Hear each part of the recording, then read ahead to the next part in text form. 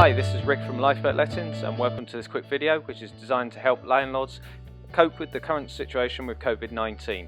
This is going to talk you through some of the bits and pieces that we've done in our business as a lettings agency, and also hopefully you find this useful too. Okay, so let's take a look at the beginning. This is our website, lifeboatlettings.com.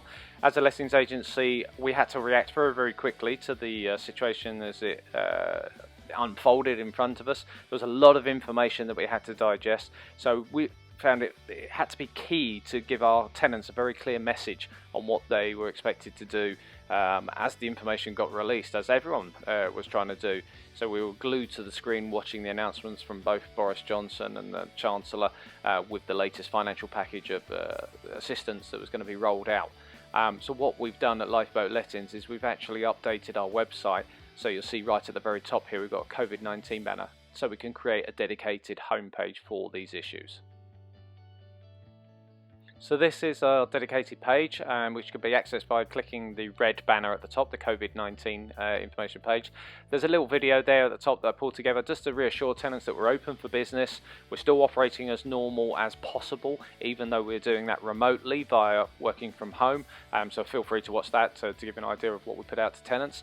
But the website in general was put together to basically put all the useful links that tenants might need so they can access the information, because they need to take an active role in this. So there's information at the top there with regards to, you know, the government information around the coronavirus as it develops, the stay-at-home guidance, because some tenants were still not adhering to what was being advised, and current information on, you know, renters and movers and can we actually move people into properties, etc.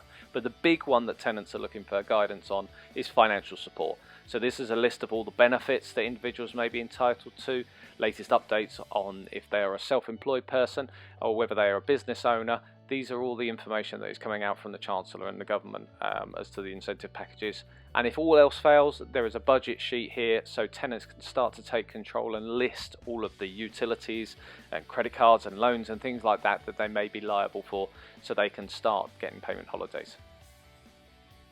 Let's take a quick look at what other resources are available, and this is one resource that I found really useful. It's the website of the National Landlords Association, which is at www.landlords.org.uk, as you're seeing on your screen now. This is great as it has a list of information and updates from the government as and when they're happening in real time. So this will be updated as well as our website to give you more information as and when it happens.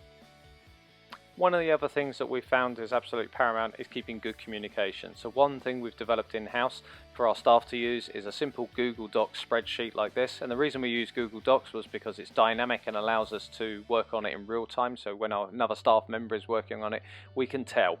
It means that we don't get mistakes and errors happening. But the purpose of this was to reach out to each of the tenants. So here you'll see a list of the properties, and here you'll see a list of the names of the prospective tenants. These are just demo, and then the date that we emailed them initially with what was going on, but then also when we contacted them by telephone and who called them, and an outcome of what that conversation was. If we were able to call them and they were low priority because they had income coming in from benefits or something like that, we highlighted them as green, so we would call this person less frequently. But if they were a little bit more of a higher concern, i.e. self-employed, didn't have any income coming in, didn't know when the next income was going to come in, they'd be red. And if we contacted them but we couldn't actually speak to them in person, we'd highlight them as yellow as a follow-up, basically, to highlight to our team that someone needed to call them back, and might be LVM for left voicemail or something like that. Just a method, anything that works for you to be able to keep in touch with your tenants and keep track of the rapidly changing environment as it develops over the next few days and weeks. This is something that we're using in-house, and the feedback that we've had has been very positive, and that the tenants really have appreciated that we're trying to reassure them that their home is safe, we're working with them, but more importantly, we're trying to signpost them into various different websites, such as we just discussed on the dedicated page from our website.